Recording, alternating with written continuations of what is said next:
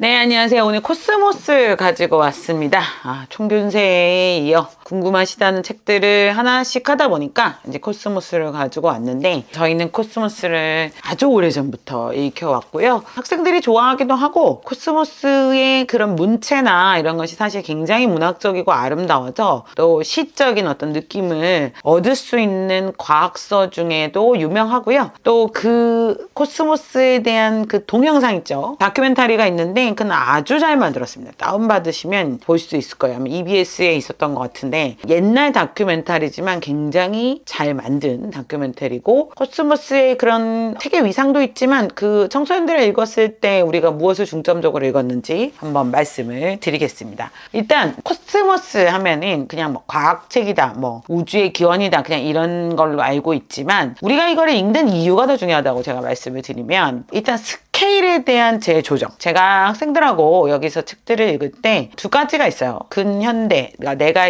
살고 있는 한 100년의 역사를 아는 것은 굉장히 중요하다, 이제 이렇지만, 또 학생들에게 좀 큰 스케일의 책을 보여줄 때가 있습니다. 스케일 재조정이 필요한데, 이 학생들은 경쟁, 입시 또 이런 것들에 치여 있고 한 치 앞을 모르고 사실 일희일비하죠. 근데 이런 책들을 읽을 때 효과는, 또래 관계나 이런 입시 경쟁에 압도된 청소년들이 138억 년 전의 우주사와 은하 시간을 읽는다는 것 자체가 인지적 충격이죠. 특히 그가 말한 창백한 푸른 점이라는 건 지구를 뜻하는 거잖아요.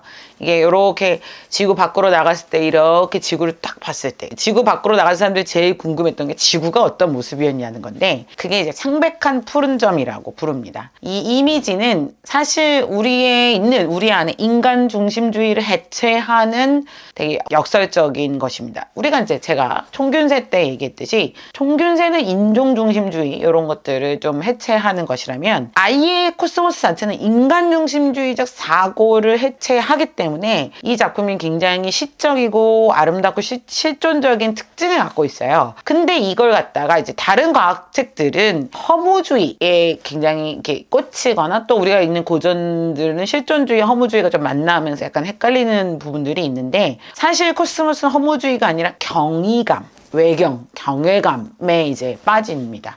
학생들이 읽는 파리대왕에서도 자연을 보면서 되게 외경을 읽고 넋을 읽는 아이들이 나오는데, 마찬가지로 코스모스는 경이감, 우주의 경이감에 대한 책이라는 점을 말씀드릴 수 있고요. 과학적 사고와 인문학적 상상력이 결합돼 있어서 과학서라고만 볼 수는 없고 인문학적 상상력이 있는 책입니다. 근데 이제 이 사람이 코스모스에서 천책 물리학 교과서가 아니다 하면서 알렉산드리아 도서관, 히파티아, 요하네스 케플러의 생애, 호이긴스의 토성관측, 별의 탄생, 은하, 회전, 이런 것들을 쭉 약간 옴니버스 구조로 보여주고 있어서, 과학이 그냥 과학서가 아니라 과학은 인류 문명 중에 하나의 장르다, 이렇게 보여주는 특징이 있습니다. 그 다음에 회의주의. 이제 제가 코스모스 읽으면서 가장 학생들에게 많이 얘기하는 게 회의주의인데, 반복해서 회의주의와 경의의 균형. 우리가 너무 회의주의에 빠지지 않고 회의하고, 우리는 예를 들어 이 우주의 하나의 작은 먼지에 불과해, 그러면 왜 살아, 막 이렇게 비관할 수도 있는데, 그런 게 아니라 오히려 이런 먼지이기 때문에 더 아름다울 수 있다라는 회의주의에 빠지지 말라는 책입니다. 회의주의를 얘기하고 있지만 회의주의에 빠질 필요 없다.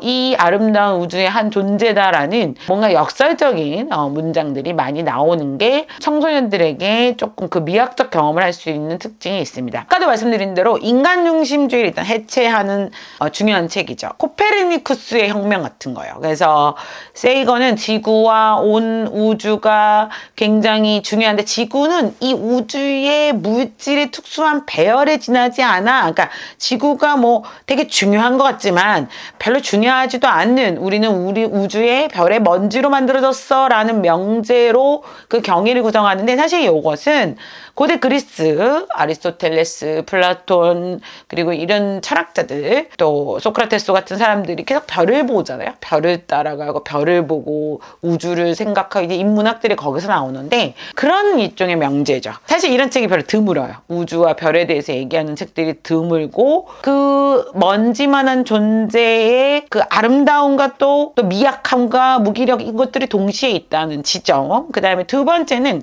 과학과 종교의 간의 경계 설정이 두 번째 설정입니다. 특히 세이건은 리처드 도킨슨 같이 이기적 유전자를 쓴 그 양반은 완전한 만들어진 신이라고 해서 종교를 엄청 이제 비판하죠. 근데 무신론자가 엄청, 세이건도 무신론자긴 한데 막 전투적인 무신론자는 아니에요. 그러면서 그냥 그래도 검증 불가능한 주장에 대해서는 단호합니다. 사실 저는 학생들에게 이 얘기를 많이 해요. 검증 불가능한 것에 단호할 것, 이런 얘기를 많이 하고, 또 도서관들이 파괴되고 이런 것에 대해서 반지성주의다. 왜냐면 이게 이제 사실 뭐 우리가 코프르니쿠스적 전환행화 자체가 과거의 종교로 이게 완전히 덮어버린 반지성주의가 있잖아요. 뭐 지구는 네모나다, 뭐 지구가 뭐 우주의 중심이다, 이런 것들에 대해서 하나하나 까면서 반지성주의가 얼마나 위험한지, 뭐 갈릴레이가 얘기했듯이 그런 것들에 대해서 굉장히 비판적이면서 우주의 일부밖에 지나지 않은 우리가, 그리고 그 우주의 비밀을 조금밖에 풀지 않은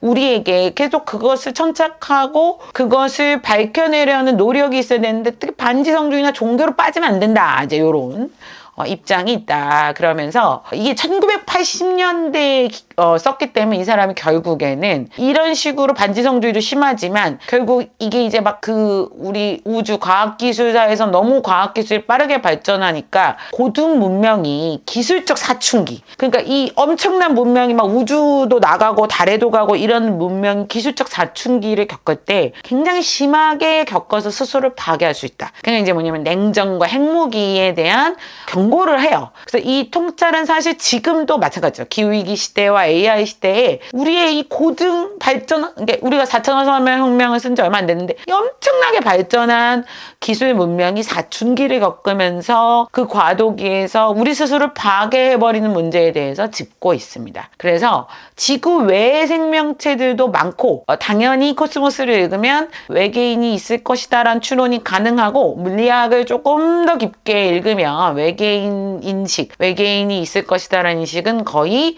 굉장히 가능한데, 당시 학계에서는 그게 되게 비주류였죠. 무슨 외계인이야, 무슨 저런 망상이야 했는데, 사실 뭐 소립자, 뭐 이런 입자 분석, 뭐 물리학 조금 공부하시면 외계인의 존재는 있을 수밖에 없다라고 생각하게 저도 되더라고요. 그래서 그런 부분들을 이 사람이 칼 세이건이 열심히 얘기했다. 그러면 코스모스를 통해서 얻을 수 있는 게 뭐냐, 뭐 이제 이것도 한번 좀 따져보면 벌써 얻을 수 있는 게 많죠. 근데 저는 이제 저 혼자 개인적으로 설정한 이유는 우주론적으로 너무 겸손해집니다. 그러니까 내가 먼지밖에 안 된다 이러면 이쪽이 좀 성찰적으로 봤을 때 자신의 문제가 이 우주적 좌표에서는 굉장히 어떻게 별것도 아닌 존재고 하루살이 같은 건데, 하지만 내가 또 의미 있는 삶을 살지 않냐, 그래서 너무 일비지 않는 그런 감정적, 정신적 건강의 측면에서도 이 책이 참 좋고요. 제일 중요한 과학적 방법론의 체화입니다. 제가 이것은 총균세에서도 얘기를 했어요. 총균세에서 어떻게 얘기를 했냐면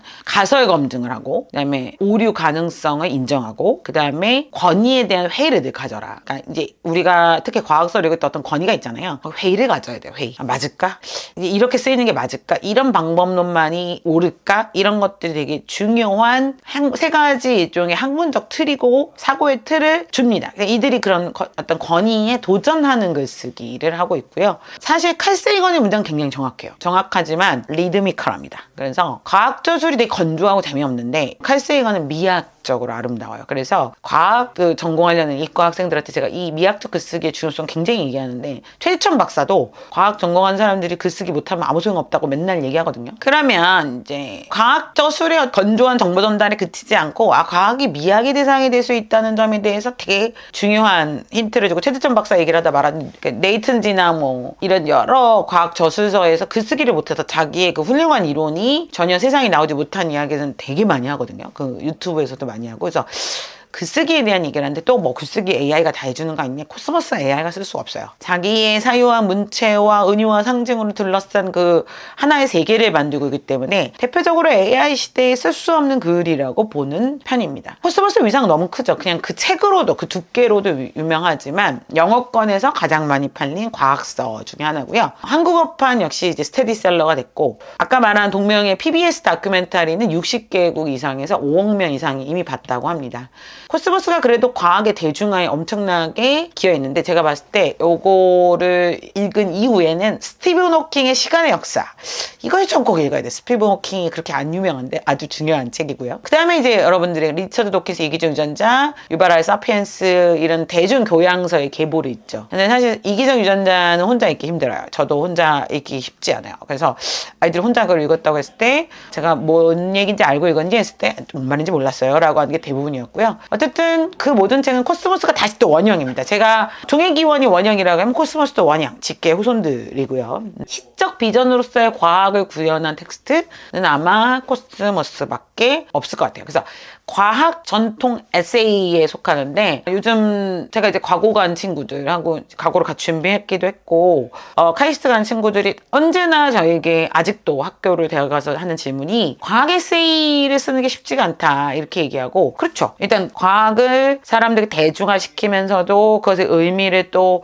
협소하게 하지 않으면서도 글을 잘 쓰기 쉽지 않은데, 아마 최재천이 그런 글을 잘 쓰는 편이고 코스모스는 그런 거에 비하면 엄청나게 잘 쓴 편에 속합니다. 이제 세이건이라는 게 출발이 우주에서 출발하잖아요. 요 점은 우리가 일반적으로 아는 애들하고 달라요. 총균세나 사피엔스는 종에서 출발하니까, 인간에서 출발한다면 세이건은 완전히 과학, 우주, 이 우주에서 인간으로 내려오는 방식. 그러니까 사피엔스죠. 하라리. 이거는 종에서 출발해서 우주로 올라가는 거거든요.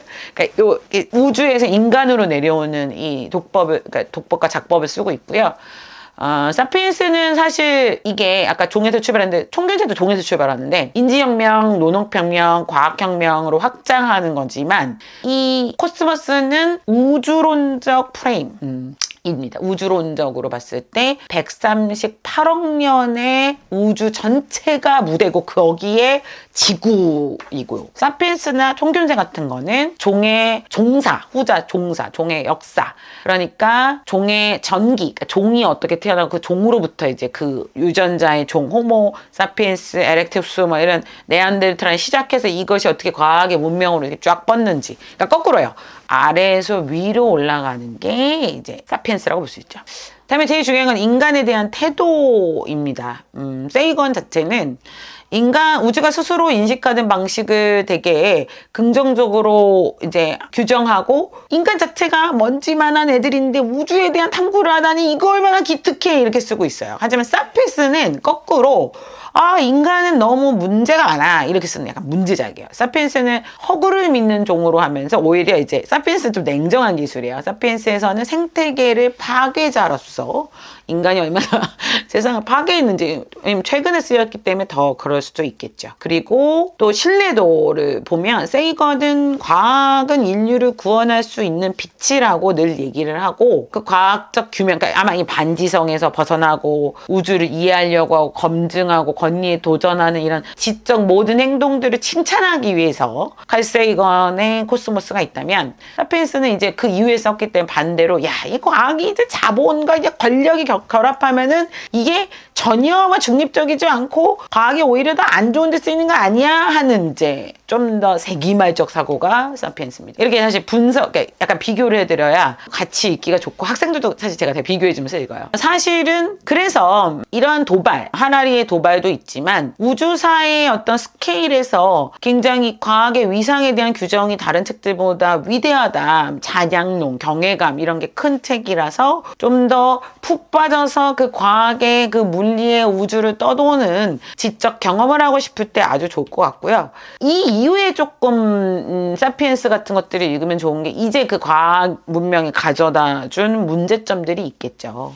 그래서 저는 그래도 아직 코스모스가 AI 시대에 이제 정보 과잉이 심하잖아요. 회의주의, 방법론 회의주의는 뭐냐면 이게 맞나? 이런 것들을 자꾸 과학이 이렇게 하는 게 맞나? 과학적 요 방법론이 맞나? 그리고 과학의 많은 이론들이 어떠한 거대한 권위 속에 있었지만 그것들을 회의하고 다시 재설정하고 다시 재도전하고 다시 재기술해 보려는 노력들을 책을 코스모스가 권장하고 있습니다. 또 사실 요즘 같은 딥페이크의 환각 그리고 정보범람 시대에 과잉 정보 이럴 때 학생들에게 이런 회의주의가 필요하기도 하겠죠. 그 비판적 검토 이런 거. 그다음에 가장 코스모스를 지금에서 읽는다면 기후위기의 우주적 맥락화죠. 사실 일류스의 경험이 계속 나오는데 지구를 유일한 거주지로 우리가 인식하고 있고 지구를 다 써버렸잖아요. 그러니까 이제 지금의 인구에서는 지구가 한 5개에서 6개 필요하다고 합니다. 이제 창백한 푸른 점이라는 것이 우주에 우리가 얼마나 해를 끼치고 있는지 이런 것들을 하기에 되게 중요해요. 왜냐면 지금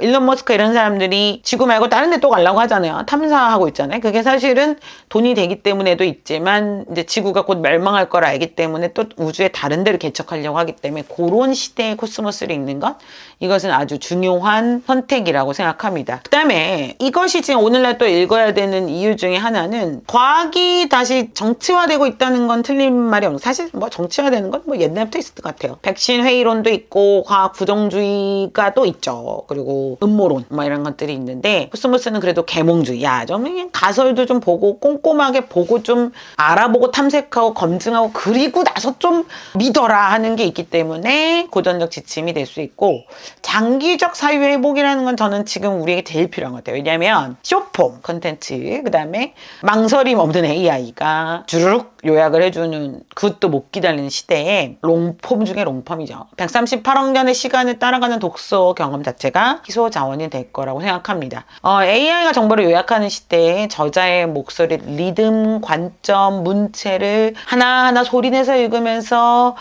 분석하는 것들 훈련은 아주 중요하고요. 코스모스는 낡은 과학 정보집이 아니에요. 과학적 사고와 인문학적 사고를 접합하는 방식이고 그냥 청소년이 이 책을 읽는 게 무슨 천문학적 지식을 얻는 게 아니라 세계를 어떻게 바라볼 것인가의 어떤 입장을 확보하는 측면에서도 필요하고 코스모스를 읽으면서 과거에 칼 세이건이 주장한 것과 지금 달라진 점, 맞는 점 이런 것들도 비교하면서 읽거든요. 그래서 저희가 코스모스 읽고 사피엔스 읽는 학생들이 많아서 제가 거꾸로 읽어도 된다고 그랬잖아요. 그래서 이제 우주에 관한 인식 전환은 아주 좋은 것 같습니다. 그래서 스티븐 호킹의 시간의 역사와 코스모스를 같이 읽으시기를 권장하면서 코스모스에 대한 간단한 저희 학원에서 책을 읽는 방법론 설명했습니다.